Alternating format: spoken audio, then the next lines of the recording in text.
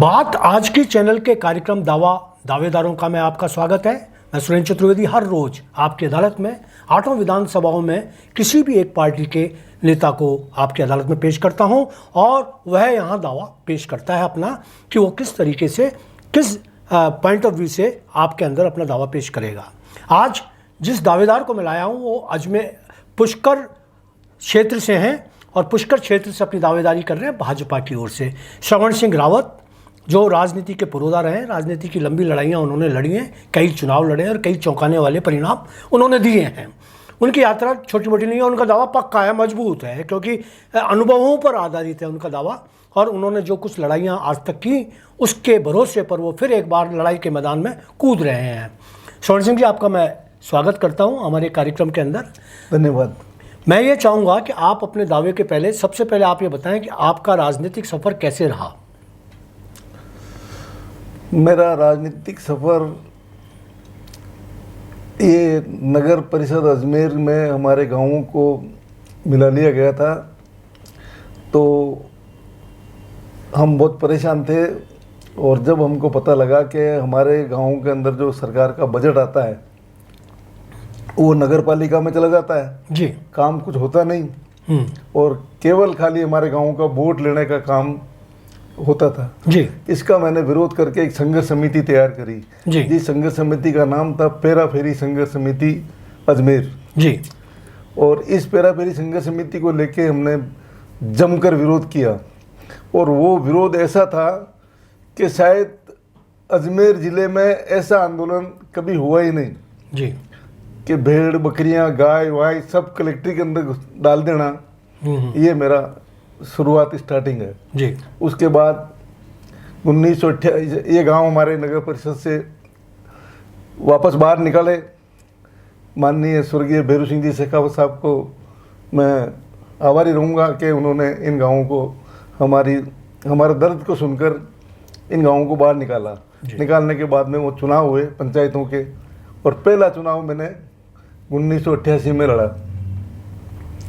और सरपंच बना मैं जी। सरपंच बनने के बाद में मेरा राजनीतिक कैरियर चालू हुआ। फिर मैं श्रीनगर मंडल का बीजेपी का अध्यक्ष बना जी। मैं बीजेपी श्रीनगर मंडल का अध्यक्ष में 2 बार रहा। उसके बाद राजनीतिक कैरियर चालू हुआ, कई बार बीजेपी के जिला उपाध्यक्ष रहे और बीजेपी में कार्य करते रहे।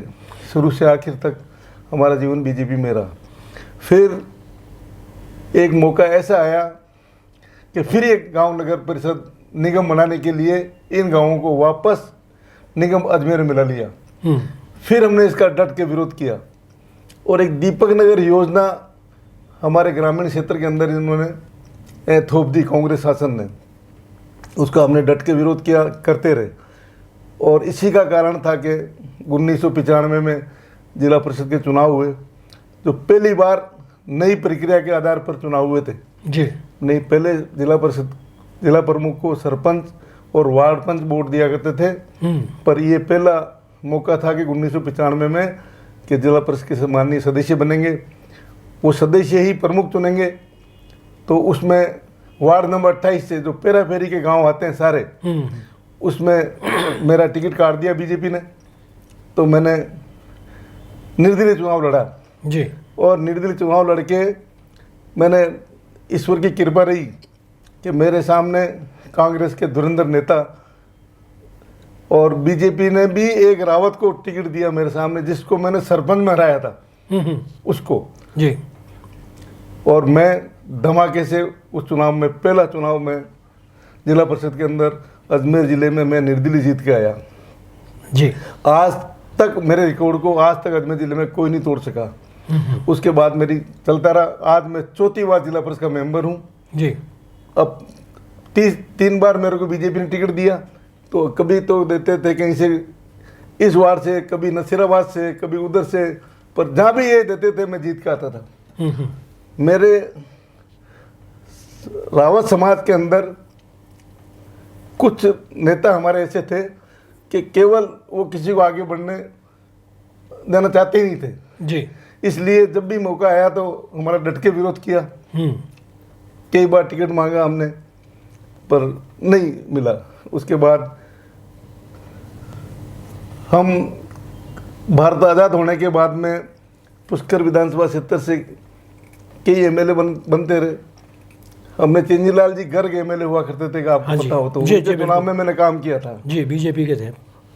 और जो भी विधायक बने पुष्कर से, हमने उनका पार्टी के नाते डट के काम किया। फिर पुष्कर से विधायक थे, उनकी डेथ होने के बाद में मेरा हक बनता था, मैंने भी टिकट मांगा, पर राजनीतिक आधार पे या पैसे के बल पे समझ कैसे भी मेरे को टिकट नहीं मिला और मैंने 2008 में निर्दलीय चुनाव लड़ा जी। और निर्दलीय चुनाव के अंदर 36वीं कौम ने मेरा सहयोग किया और उसमें मेरे 30,000 वोट आए और भाजपा का उम्मीदवार चुनाव हार गए। उसके बाद में ये पुष्कर की सीट, रावत समाज की सीट परमानेंट हो गई जी। तो मैं तो बिल्डिंग का नींव का पत्थर बन गया जी। और बिल्डिंग कोई बन गए। बिल्डिंग जो बने हैं वो भी आप ही के शिष्य हैं, हाँ। आप ही के सानिध्य में रहे। सुरेश रावत आज जो विधायक हैं, सुरेश जी हैं, सुरेश जी रावत विधायक हैं और 2 बार से 2 टर्म्स में वही विधायक बन रहे हैं और वो आपके ही मेरे ख्याल से सानिध्य में रहे हैं, शिक्षा ली है आपसे उन्होंने राजनीति की और वो आपका आशीर्वाद भी रहा उनके ऊपर। नहीं आशीर्वाद है ही, आज भी कोई दिक्कत नहीं है, बढ़िया अच्छे आदमी है जी। उसके बाद ये मेरा चक्कर चलता रहा। अब मैंने दिमाग में आया है कि बीजेपी में काम करते करते शायद मेरे से पुराना भाजपा में, क्योंकि मैं कब सोनगरा जी वगैरह ये थे, ओंकार सिंह जी लखावत साहब थे, इनके साथ मैंने काम किया बीजेपी में गाँव को जमाने में। और बीजेपी में ये हालत थी कि गांव के अंदर अगर किसी के मकान पर कोई झंडा नज़र आता था तो लोग कहते थे कि या तो बढ़िया की दुकान है या ब्राह्मण का मकान है। ये स्थिति थी उस समय जी। आज मैं दावे के साथ कहता हूँ कि हम मोटरसाइकिल पे घूम के और गाँव के अंदर आज हर परिवार में, हर घर पे बीजेपी का झंडा नजर आएगा आप। तो मतलब बीजेपी के मतलब एक पूरी तरीके से बीजेपी को पुष्कर जिले में, पुष्कर शहर में, विधानसभा क्षेत्र में स्थापित करने के लिए श्रवण सिंह रावत का नाम बड़े सम्मान के साथ लिया जाता है। अब भी इस बार आप जो दावेदारी कर रहे हैं तो आप किस आधार पर दावेदारी कर रहे हैं, क्योंकि सुरेश सिंह रावत जो हैं वो ऑलरेडी बीजेपी के हैं तो और आपके सानिध्य में भी रहे, आप अलग से क्या महसूस, ऐसे इस दर्द को बताएं आप कि क्या ऐसा दर्द है। आप भी रावत समाज के हैं, वो भी रावत समाज के हैं, तो रावत समाज का ऐसा कौन सा दर्द है जो आप ये महसूस कर रहे हैं कि पूरा नहीं हो पा रहा और अब आप जब मैदान में उतरेंगे तो वो जो आपका एक जख्म है, जो बहुत पुराना जख्म है, वो खुशबूदार हो जाएगा। किस तरीके से आप इसको ले रहे हैं?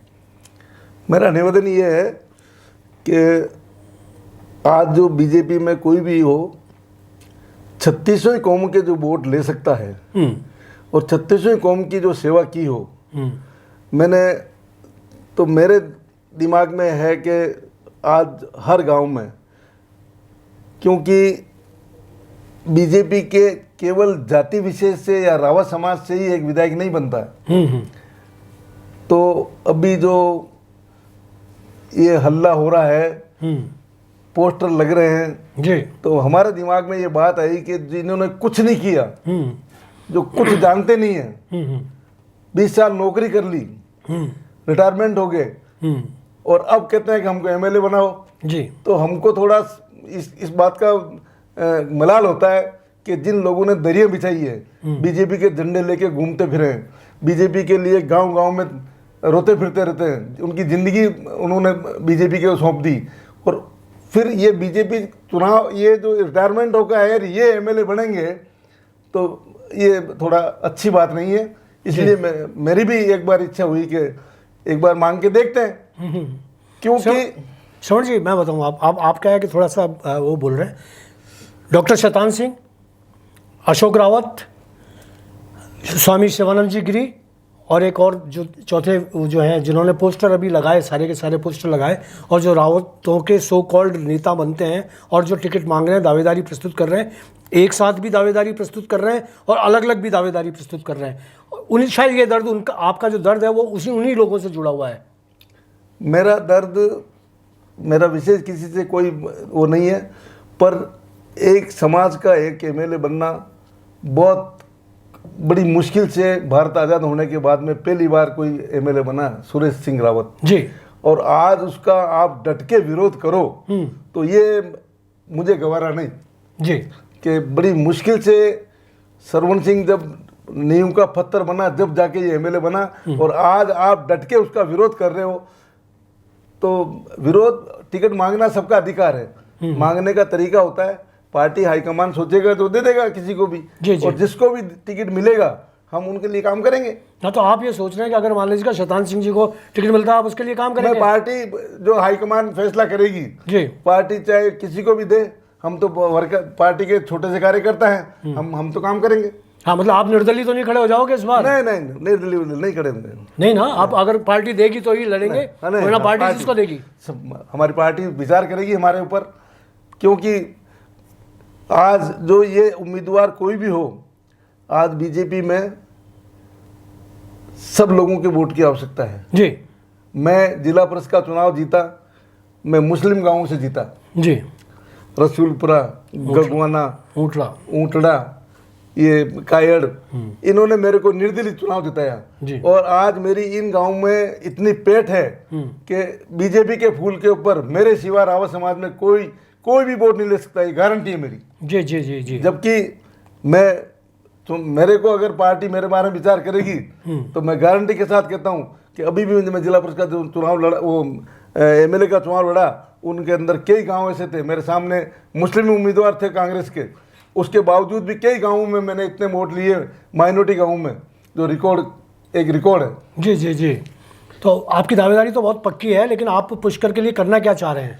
पुष्कर के लिए, पुष्कर का विकास करेंगे। पुष्कर में जो कमियां हैं, आज पुष्कर के अंदर कई वर्षों से हम चिल्ला रहे हैं, गंदा पानी आता है पुष्कर के अंदर, तीर्थराज पुष्कर हमारा में गंदा पानी आता है, उसकी हम उसको रोकने की कोशिश करेंगे। जो भी पुष्कर की जनता जनार्दन जो आदेश करेगी उनकी पालना करेंगे, उनकी सेवा चाकरी करेंगे, उनके बेटे बनकर, उनके हाड़ी बनकर उनकी सेवा में लगे रहेंगे। लेकिन एक होता है, जैसे आपने बताया कि पुष्कर राज के अंदर सीवरेज का गंदा पानी आता है, जो आज तक चाहे भारतीय जनता पार्टी का शासन रहा हो, चाहे कांग्रेस का रहा हो, चाहे कोई रहा हो, लेकिन आज भी स्थितियां वही की वही हैं, सारी स्थितियां वही हैं, कोई बदली नहीं। आप अगर विधायक बन जाते हैं, आपको टिकट मिलता है और आप जीत जाते हैं, तो आप इस क्षेत्र में तो एक पहली बात तो आपने कही दी है, दावा किया है कि भाई मैं उस पाइप उनको जोड़ने की, इसके अलावा वहाँ की सड़कें, उसके और जो मूलभूत सुविधाएं हैं और आसपास जिस तरीके से विकास होना चाहिए, मेलों का जो स्थितियाँ हो रखी हैं, वो सारी स्थितियों पर आप किस तरीके से सोचते हैं?